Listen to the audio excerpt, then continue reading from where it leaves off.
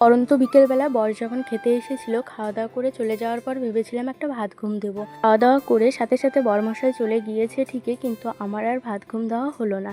একটু শুয়েছিলাম কিন্তু কিছুতেই আর ঘুম আসছিল না। এপাশ ওপাশ ঘোরাঘুরি করার পর উঠে পড়লাম।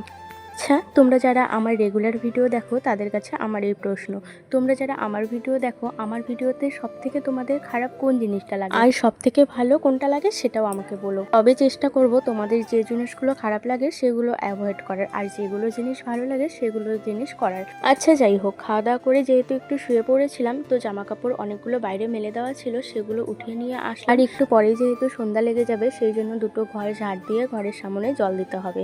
জল দেওয়ার পর আমি চেঞ্জ করে কিন্তু সন্ধ্যাবাতি দিয়ে নিব।